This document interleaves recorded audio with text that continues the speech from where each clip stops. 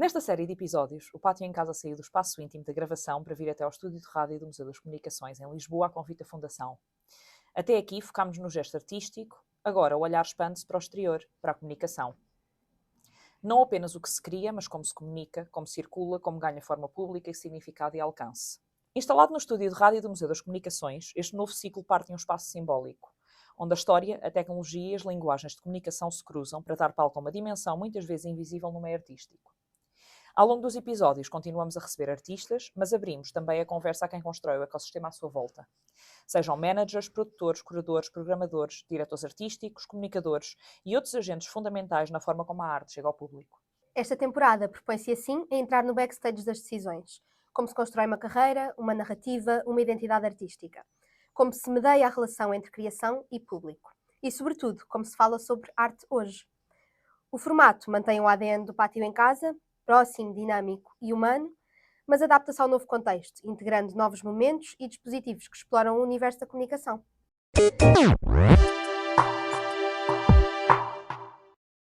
Hoje temos connosco alguém que constrói a relação entre arte e o mundo, a partir do que nem sempre se vê. A palavra, o contexto e a forma como ela chega às pessoas. Nascida em Luanda, com um percurso entre diferentes geografias, contextos e linguagens, Namalina Coelho construiu um caminho onde a arte, a comunicação e os direitos humanos se cruzam de forma muito orgânica. Ao longo de mais de 2 décadas tem estado ligada a projetos culturais, artísticos e comunitários, sempre com um olhar muito atento às questões da identidade, da memória e da justiça social. Sob o acrónimo NAM, Non-Aligned Movement, que assume como manifesto, tem criado iniciativas como MACA Lisboa e é também cofundadora membro da Associação African Day, ligada à justiça social e à memória. Mas, mais do que os lugares por onde já passou, interessa-nos perceber como é que tudo isto se constrói por dentro, como forma de estar, de pensar e de agir. O teu percurso não é linear. Passa pelo direito, pelos direitos humanos e depois pela arte e pela comunicação. Houve um momento em que percebeste que o teu caminho ia ser por aqui ou foi uma construção feita de alguns desvios?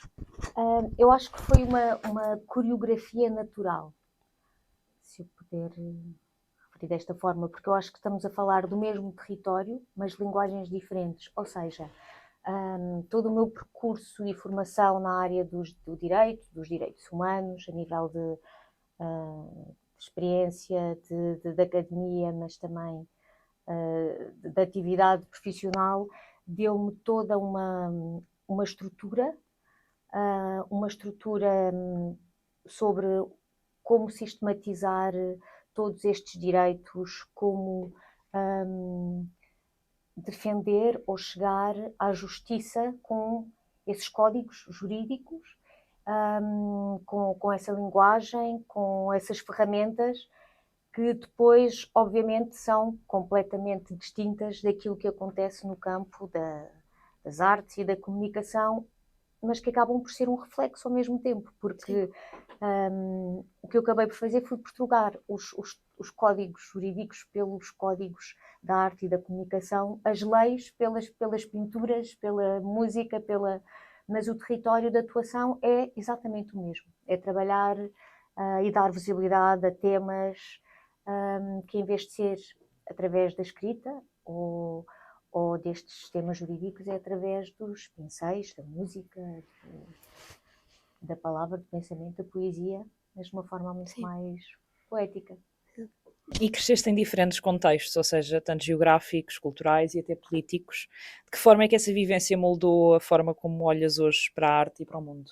Eu acho que é importante referir que o meu tempo é um tempo diferente de agora, porque quando eu cresci, o critério das geografias ainda fazia sentido, porque não era um tempo e um espaço como o que nós vivemos hoje, em que as fronteiras estão completamente dissipadas pela forma como nós estamos e temos acesso ao mundo, que é muito diferente de há 50 anos.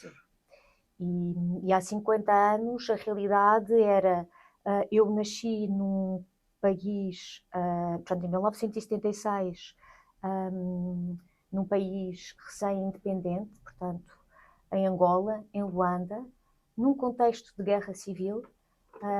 Eu nasci, cresci até aos meus 10 anos, mas com códigos com uma realidade, com uma dimensão completamente distinta da que eu encontrei depois quando eu vim para Portugal com 10 anos. Eu vivia com o recolher obrigatório, com critérios de regras. O meu cotidiano, eu absorvia-o como se aquilo fosse a normalidade do mundo. Portanto, eu não tinha consciência que o mundo seria de outra forma a todos os níveis. Nós tínhamos a comida racionada, nós tínhamos os tempos completamente limitados, a nossa segurança, tínhamos que ir deitados no carro por causa dos tiros perdidos, tínhamos o acesso à escolaridade, como foi também pós-independência,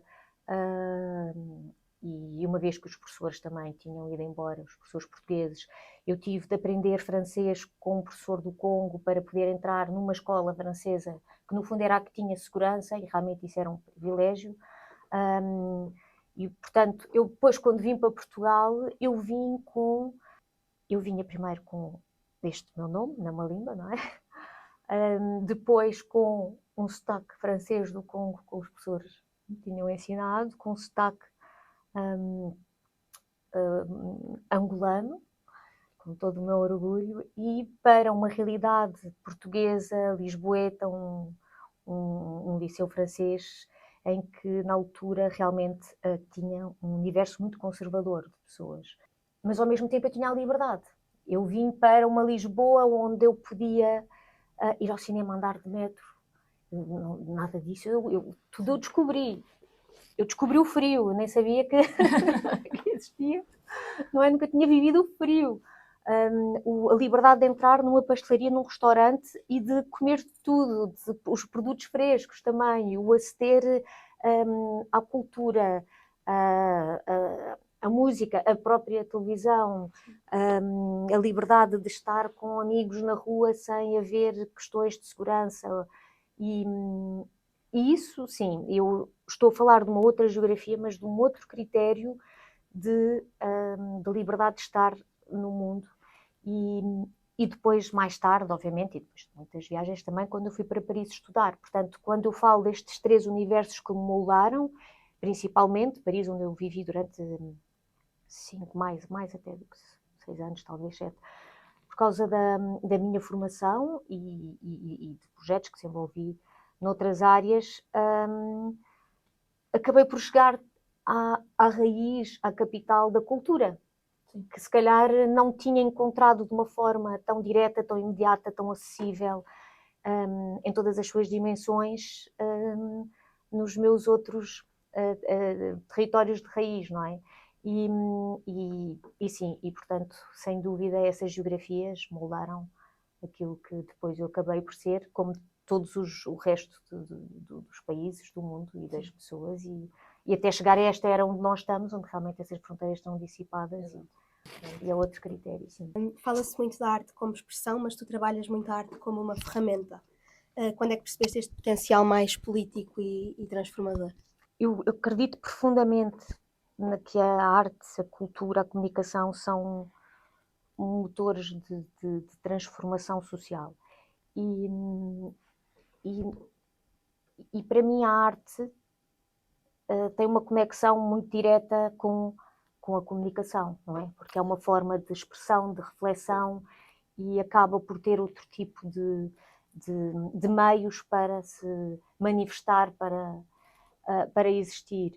E o poder político que tem para trabalhar uma reflexão sobre a sociedade, sobre o mundo, sobre o que nós queremos tornar visível e que muitas vezes é invisível, é talvez a forma mais indireta ou talvez menos imediata ou menos violenta para nós conseguirmos transmitir mensagens às pessoas que de outra forma, se fosse num discurso direto, se fosse através de um artigo, de uma conversa, de um confronto, nem sequer conseguiríamos tocar. E esse poder transformador da arte é, se calhar, através de uma tela, através de uma música, através de uma letra, através de uma poesia, as pessoas, de uma forma inconsciente, se calhar numa primeira camada e depois de uma forma mais profunda, recebem a mensagem. E logo isso já nos aproxima. E para mim a arte também é sobre esses exercícios de alteridade. É sobre a forma como nós nos aproximamos através dela e conseguimos criar essas conexões e esses diálogos. E como é que surge o NAM, o Non-Aligned Movement? E para quem não conhece o projeto, do que é que se trata? Bom, não sei se lhe chamemos um projeto. Eu acho que eu, desde muito cedo, questionei sobre a minha identidade.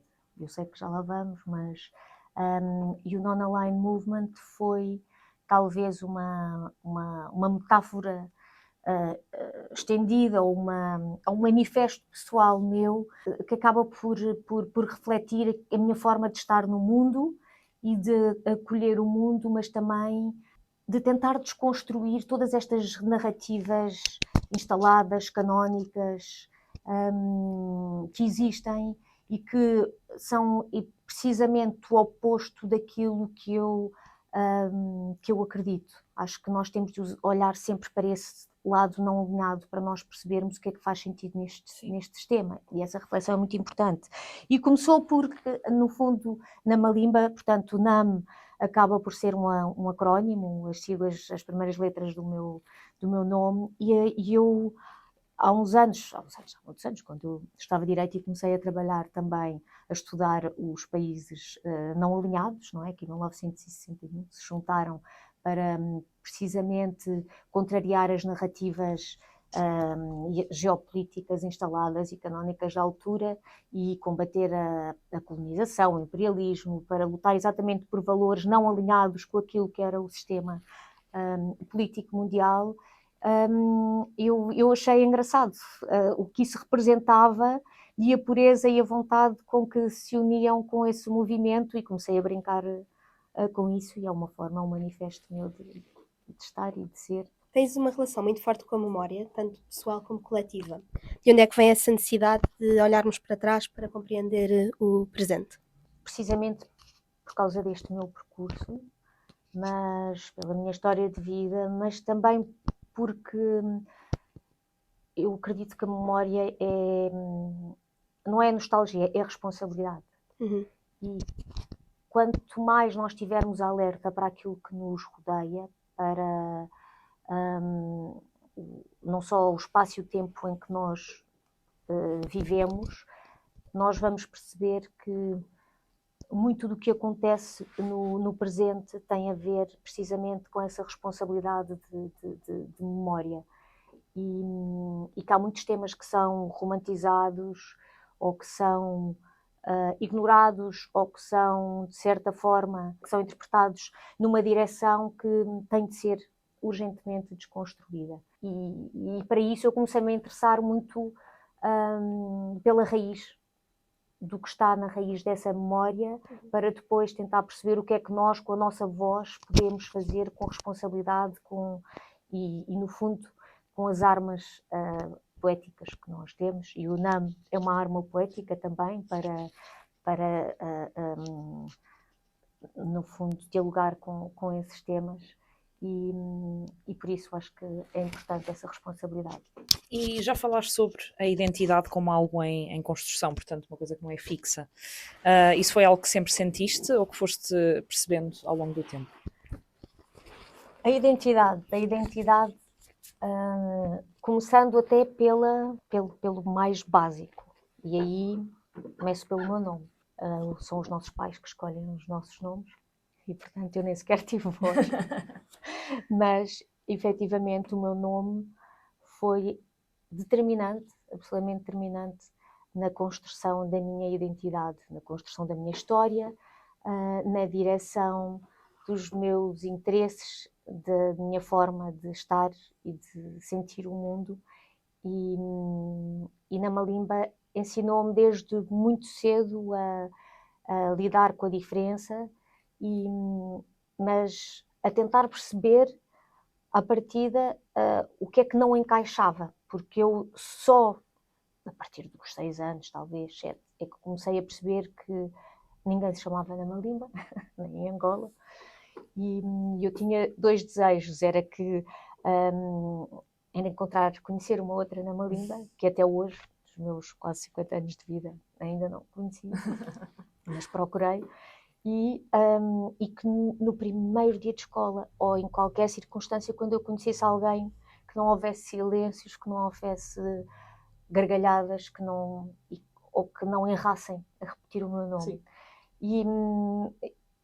E isso é inevitável. Até hoje são sempre estas três reações. Mas isso também me ensinou muito. Ensinou-me que em qualquer contexto, ou geografia, ou circunstância,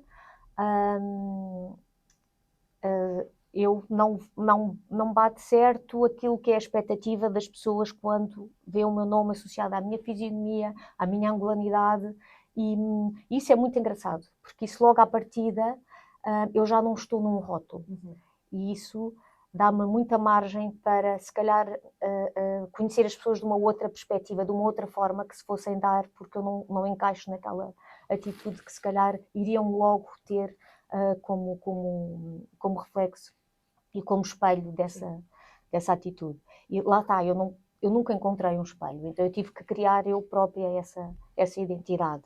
E também me ensinou que as pessoas não têm... O receio delas é sobre não saberem lidar com a diferença. E daí, se calhar, dedicar-me muito mais a muitos temas, no acesso que eu tenho a muitas pessoas, de tentar-lhes explicar-lhes sobre essa diferença de outros temas que nem sempre são um ponto de reflexão delas.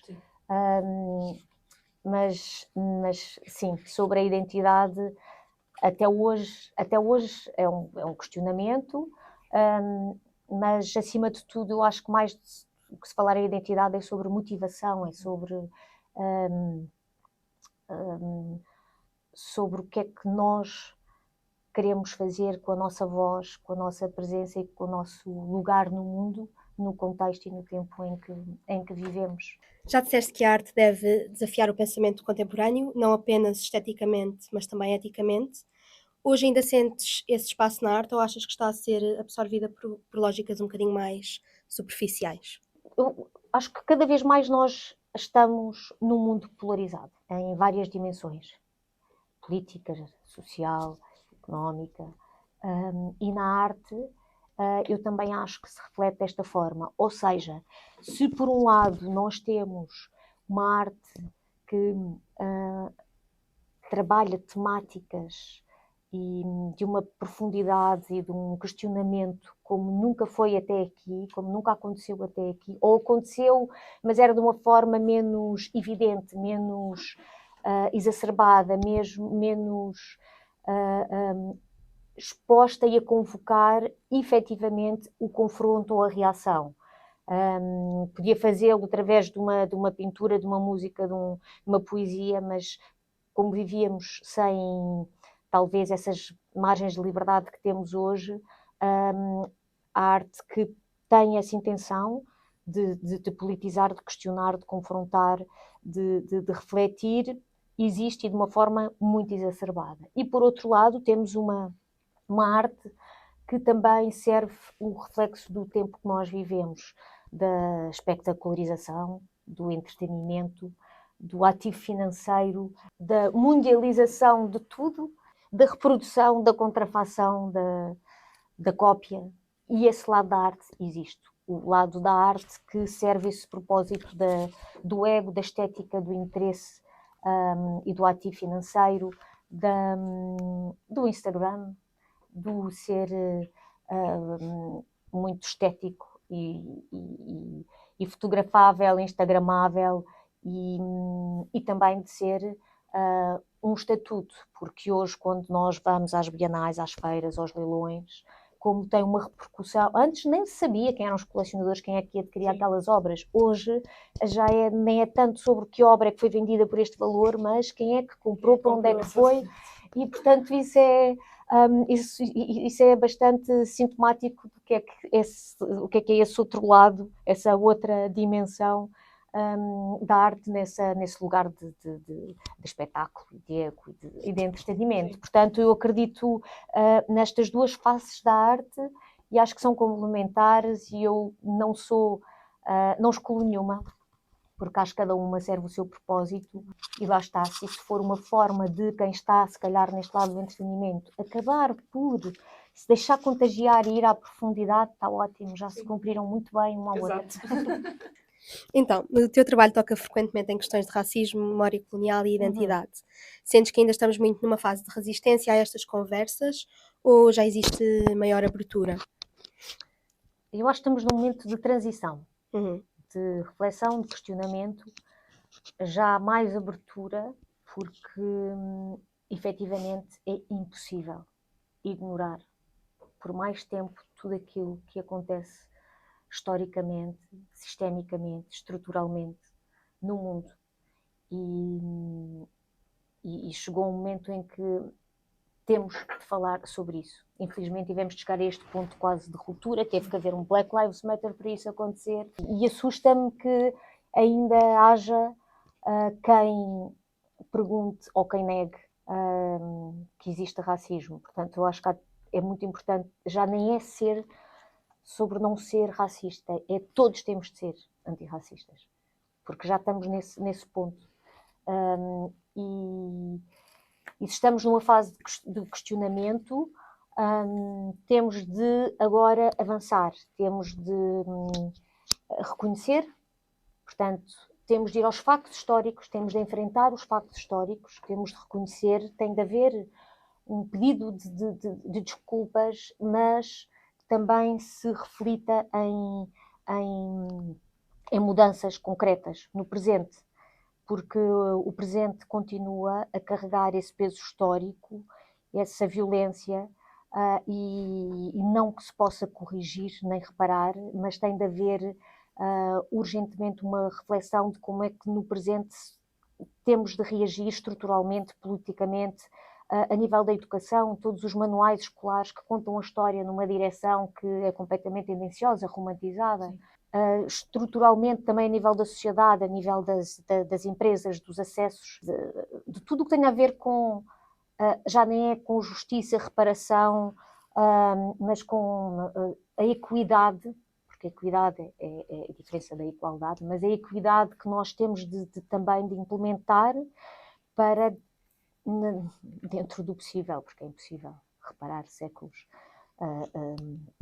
de danos, mas de começar efetivamente no presente a trabalhar para um futuro e para as próximas gerações. E aqui, lá está, pegando neste assunto, a African Day nasce também num lugar muito concreto, não é? De memória, de justiça, de urgência. Sim. Como é que se transforma toda a dor e a revolta à volta desta situação numa ação concreta e até mesmo contínua? A African Day, efetivamente, é sobre uma missão de transformar dor em amor. Para contextualizar, a African Day é uma associação cultural que foi criada em 2023 com o intuito de honrar a memória e o legado do Bruno Candé. O Bruno Candé era um homem negro. Normalmente nós só temos de dizer que o homem foi assassinado e temos de dizer um homem negro foi assassinado em plena luz do dia, no dia 25 de julho de 2020, por motivos raciais. E continuamos a abrir noticiários e páginas de imprensa e a normalizar esta situação. E no caso do Bruno, foi a primeira condenação por motivos raciais, que já foi um passo, uma conquista, mas era muito importante dar continuidade àquilo que acontecia, que era o sonho dele em Chelas, na Zona J, onde o Bruno cresceu, onde trabalhava, onde era realmente uma inspiração para a comunidade.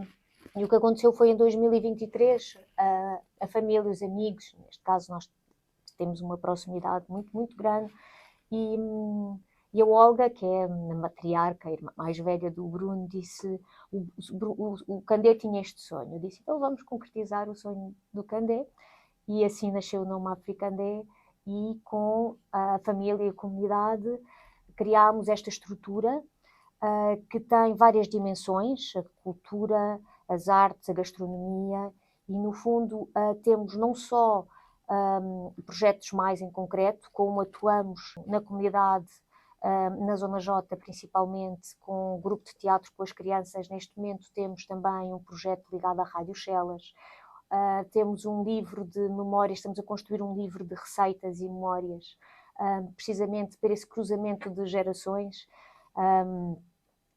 pela gastronomia que nos une, os sabores, as memórias, mas também o cruzamento de culturas e de origens que dialogam e que se encontram em Chelas neste cotidiano. Mas também muito além disso, nós, por exemplo, daqui a bocado eu vou para o Barreiro, vamos estar no Festival da Afro House, onde nós estamos com uma banca, como tivemos com o Festival Alcântara, como o Teatro do Bairro Alto, o Festival Vale Perdido, Beleza.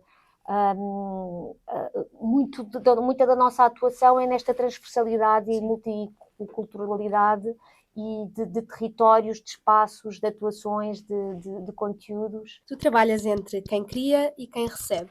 O que é para ti comunicar arte? É uma grande responsabilidade, porque a comunicação ou mediação cultural é tão potente ou tão influente como a própria arte. Porque tu acabas, é uma curadoria invisível, de certa forma, de como é que essa arte vai chegar às pessoas, como é que elas a vão percepcionar, como é que vão dialogar e ligar-se ou conectar-se com ela. E, portanto, essa invisibilidade implica uma responsabilidade, porque implica tu dares voz. O que é que tu queres dizer sobre essa arte, ou essa exposição, ou esse conteúdo? Mas isso nunca é neutro, porque tu acabas por também, se calhar, omitir outras coisas, outras dimensões.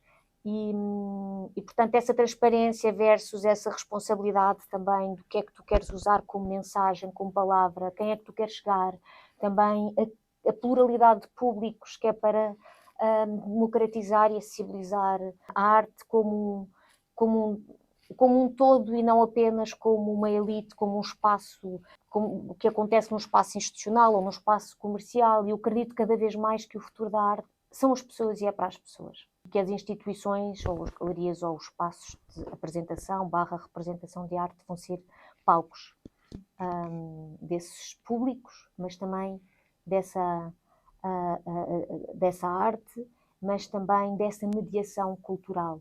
O que é que te seduz primeiro num projeto artístico hoje? É algo racional ou ainda muito de intuição? Acima de tudo é a verdade.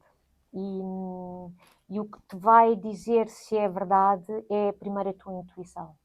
Quem já tem alguma bagagem já consegue, de certa forma, identificar, lá está, essa dicotomia que eu mencionei há pouco, de o que é profundo e verdadeiro na arte e o que é um token ou o que é um tema que quer veicular, até pode querer veicular a intenção de uma causa ou de uma mensagem ou de uma profundidade ou de uma intensidade, mas há coisas que não se fingem, não se as máscaras caem. E, portanto, eu acho que é a verdade que move, é primeiro o instinto que permite identificar essa consistência, essa verdade, essa coerência. E depois o racional é sobre a reflexão e o que é que tu vais atribuir a nível de pensamento a essa intuição ou a essa proposta. Mas eu diria que sim, que primeiro é um instinto e depois vem o racional. Mas o racional também é importante, não é? Porque às vezes nós somos muito bem enganados. Sim. E se formos, pronto, ainda bem. É Claro. porque há ali também uma meia verdade. Eu acho que as coisas não têm que ser tão polarizadas. Exato, sem dúvida. Falas muito da urgência de abrandar e contrariar o imediatismo. Como é que isso se faz na prática, num meio em que vivemos precisamente do contrário? São escolhas. São escolhas necessárias. Eu nunca... se eu falasse disto aos meus avós sobre termos de parar com consciência, ou seja, termos de escolher parar para podermos viver com critério e olhar para o que temos e somos com critério, Os meus avós que viviam num outro tempo e contexto, isso seria impensável, não é? Mas eu também acho que é muito importante nós abraçarmos toda a nossa evolução e todo o tempo daquilo que nós vivemos e somos, nesse espaço e tempo. E acho que tem a ver com os gestos que nós escolhemos, com as escolhas que nós fazemos, com esse habitar o tempo. Esse habitar o tempo tem de ser, tem de vir dentro, tem de vir de nós. E isso a todos os níveis, ao nível emocional, ao nível das relações, como nós nos escolhemos dar e receber aos outros, sem ser efêmero, para ser uma conexão real.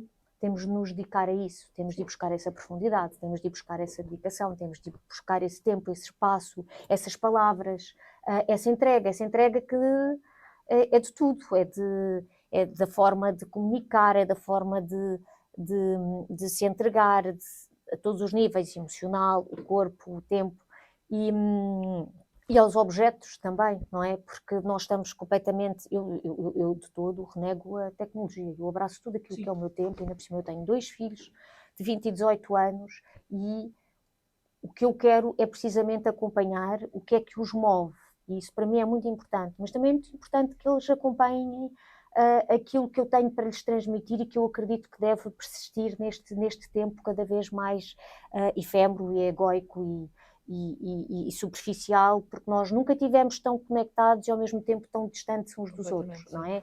E eu uso um exemplo muito... Por acaso, ontem fui com a minha filha comprar cargas para a minha tinta permanente. Só este objeto é um gesto que é uma escolha todos os dias, não é? Porque, onde é que está? Deve ter caído cá para dentro. Mas a carga que eu ponho nesta caneta tem um tempo. Eu escrevo e o gesto de eu escrever com esta caneta até a carga acabar, o gesto só de eu escrever manualmente, não é? Sem ser por um telemóvel apenas, de eu tomar notas, de tu escolheres o que é que tu vais pôr com essa intenção, com este gesto, e acompanha-me há muitos anos, e desde pequena que eu escrevo com tinta permanente, precisamente porque não é descartável. Exatamente. Tudo é descartável, não é? Se eu comprasse uma caneta, uma esferográfica, um lápis que já ninguém usa, facilmente se eu a perdesse também não. Exato. E este gesto, este objeto é realmente um exemplo dessa forma de escolher abrandar num objeto, mas depois de outras formas, obviamente com as emoções, com as palavras, com o estar e ser. E por fim, olhando para o presente, o que é que te inquieta mais hoje e o que é que ainda te dá esperança? Inquieta-me a normalização da superficialidade, inquieta-me a falta de empatia, o lado efêmero, lá está, das relações, dos diálogos, isso inquieta-me muito. Mas eu acho que em toda essa preocupação e toda a dor há sempre esperança, sempre. Sou muito positiva nisso e acredito que, profundamente que essa profundidade, que é a esperança, está latente. Todos os bons valores estão latentes, eles só estão adormecidos. Exato, mas estão lá. Mas estão, e nós temos que ir resgatá-los. Mas cabe a cada um de nós também fazê-lo, Claro. Ir resgatá-los, não é? E obviamente que às vezes temos estímulos muito diferentes, mas também vivências que nos levam numa determinada direção, mas que, se a nossa essência for essa, nós vamos acabar por ir buscar essa profundidade, resgatar esses valores, essa consistência, essa coerência, essa consequência e essa poesia que nós temos de devolver e queremos à nossa vida, ao nosso cotidiano, e por favor pensem nisso sempre. Agora temos aqui este jogo, que são as perguntas ao acaso, em que destas cartas podes escolher 3 e responder à pergunta. Logo 3. Sim. Então a primeira é um erro que te ensinou muito. Eu falo muito sobre a beleza do erro. Eu gosto muito de celebrar as imperfeições e todos os processos de transformação e eu acho que não olho para os erros como erros, eu olho para os erros como aprendizagens, e por isso é que eu celebro essa poesia na imperfeição. Mas se tivesse que eleger um erro, não sendo um erro, talvez essa tal coreografia de ter trocado os códigos jurídicos pela arte, pelos códigos da arte, da comunicação, tantas leis pelos pincéis. Acho que esse foi um bonito erro. Uma conversa que tu nunca esqueceste? São várias, primeiras e últimas. Talvez a última que tive antes da minha mãe partir, há pouco tempo, com o meu filho também, antes de ele ir viver para fora. Mas eu acho que com muitas pessoas desconhecidas, porque às vezes essa forma de nós nos darmos aos outros é muito diferente quando nós nos damos aos que conhecemos e acabamos por ouvir com uma outra, com outro sentido, ou nos tocar de uma outra forma as conversas que nem sempre são as mais importantes, são as mais inesperadas, são aquelas que eu não tenho memória em concreto do que foram, mas que me tocaram de uma forma transformadora. E, por fim, um projeto que te marcou profundamente? Eu acredito que a African Day continua a ser esse projeto, embora eu tenha um privilégio neste momento de estar a viver um momento de grande afinidade entre o que eu sou e faço. Só a minha missão na Fundação EDP e no MAT, em que eu cruzo a área da inovação social com os projetos sociais, com a arte e ao mesmo tempo com a cultura através da Eletra, como com a African Day, que nós estamos a concretizar no terreno. Nós estamos a fazer a diferença todos os dias na comunidade e no terreno, e fazer acontecer na prática é algo muito gratificante, porque muitas vezes tem a ver com nós falarmos, querermos, sonharmos, mas chegar a essa concretização é muito bonito. E acho que essa maturidade, neste momento da minha vida, sim, é uma afinidade também com aquilo que eu sou e faço. E nós pedimos sempre aos nossos convidados que tragam um objeto simbólico para eles. Chamamos este segmento de objeto com história. O que é que tu trouxeste? Olha, eu trouxe este kimono, que é o kimono Nam, não é? E um kimono não alinhado. Eu comecei a desenhar estes kimonos há uns 10 anos, talvez mais até. Tudo começou porque eu, ao longo da vida, fui sempre comprando os nossos panos africanos em cada viagem nos mercados informais. E comecei a ter muitos e queria dar-lhes um sentido. E um sentido que fosse ao encontro de um manifesto daquilo que eu acredito que possa fazer a diferença também enquanto peça, enquanto objeto de reflexão, mas ao mesmo tempo enquanto manifesto de pensamento.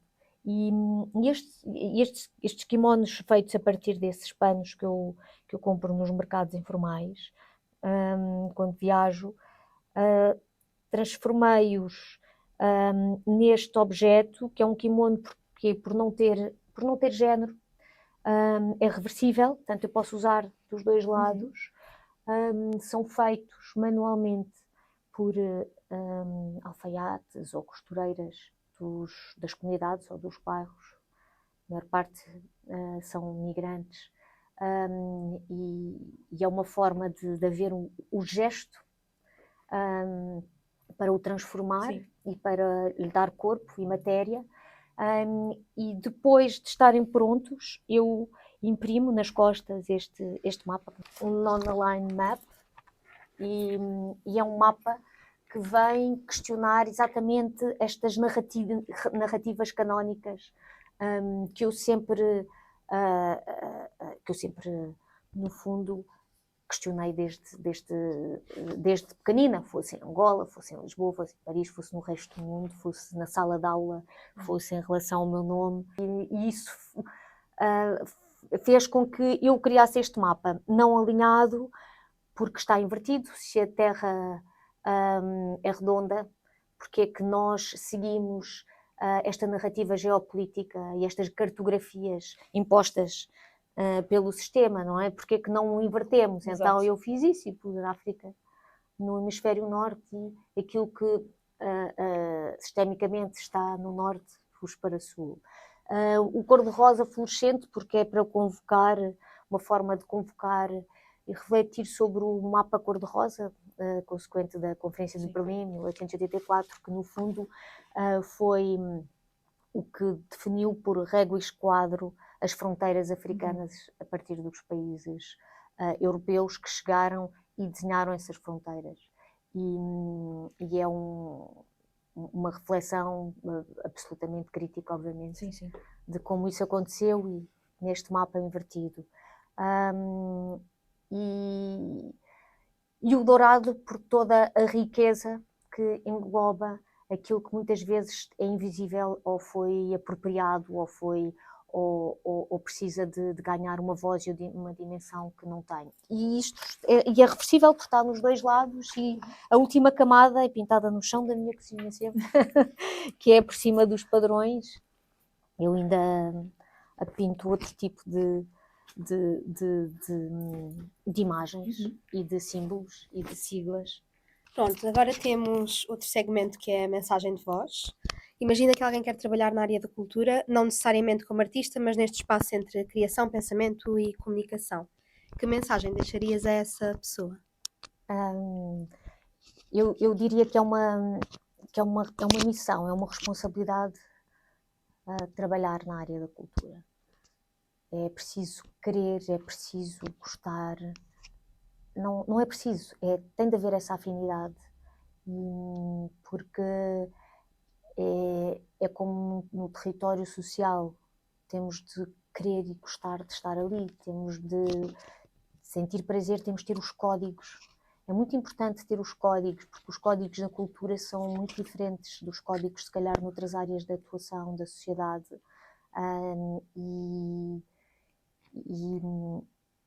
E acho que, principalmente em Portugal, quando nós vemos qual é o orçamento atribuído para a cultura e quando vemos o desafio que é para os profissionais da área subsistirem, garantirem os seus direitos, mas também o seu reconhecimento numa área que é um pilar da sociedade, do mundo, da história, não é? E como é que ainda temos de sobreviver na cultura. Mas o meu conselho seria esse: venham, que bom. Mas é uma missão, é um desafio, é uma responsabilidade, façam-no com muita consistência, com muita entrega, mas também existe também muita conexão, muita entreajuda, e naquilo que me couber eu estou aqui também para dar esse apoio. Obrigada. E por fim, antes de fecharmos, uma recomendação, pode ser um artista, um livro, um filme ou até mesmo um lugar, algo que sintas que as pessoas deveriam descobrir. Eu pensei sobre o que é que eu poderia recomendar. Eu acho que é tão fácil chegar a tantas referências, e o que eu peço é que as pessoas escolham sair da sua zona de conforto, que vão explorar outros territórios de interesse, que façam coisas muito simples, espontâneas, que vão buscar, vão semear a poesia na vossa vida, sejam autênticos, sorriam muito, porque eu acho que realmente ser autêntico e o sorriso são armas poéticas muito poderosas, muito poderosas, e as pessoas não imaginam como isso muda tudo. Na dúvida, sorriam, porque quando alguém, cada um está nas suas batalhas, e quando alguém vem até nós, se nós, na dúvida, dermos o sorriso, isso vai mudar toda a interação. Toda. Sem dúvida. E sermos autênticos é porque nós somos quase 8 mil milhões de outros no planeta e ninguém pode ser tu, ninguém pode ser eu. E celebrem sempre a vossa identidade, a vossa essência, nunca queiram ser para os outros o que eles esperam, porque essas pessoas não estão a ser para vocês. Escolham ser o que vocês são para quem quer o que vocês são. E pensem sempre também no que é que podem fazer, como é que podem fazer diferença com o vosso privilégio, o que é o meu privilégio, o que é que eu posso fazer, que diferença é que eu posso fazer com ele através da minha voz, das minhas ferramentas, dos meus acessos, daquilo que eu tenho e sou. E esta insistência sempre em semear a poesia na vida, eu vou-vos dar um exemplo muito concreto, mas que foi transformador ao longo dos tempos, porque a parte da consistência e da profundidade é muito importante. E os meus filhos neste momento têm 20 e 18 anos, portanto eu tenho um sentido de responsabilidade muito grande do que é que eu, como mãe, desde que eles eram pequenos, como é que eu ia fazer com que aqueles dois seres humanos fossem o melhor dos valores e os melhores deles mesmos. E, acima de tudo, eu queria que eles tivessem um bom coração, os bons valores, porque eu tenho a certeza que se essa raiz estiver lá, o resto vem.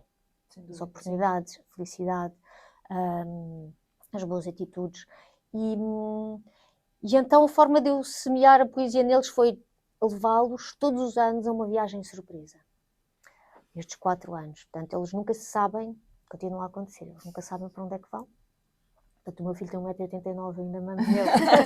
Nesse único momento em que só digo que vamos para o aeroporto, talvez na véspera, já nem digo agora, talvez já diga com mais antecedência, mas antes eles eram tão batuteiros que eu tentava procurar todas as pistas para saber para onde é que íamos, que eu não dizia nada. Já era só no último momento a dizer vamos embora, façam a mala, e só no avião é que eles descobrem. Também o truque é fazer sempre escalas, que é para nunca ser o destino direto.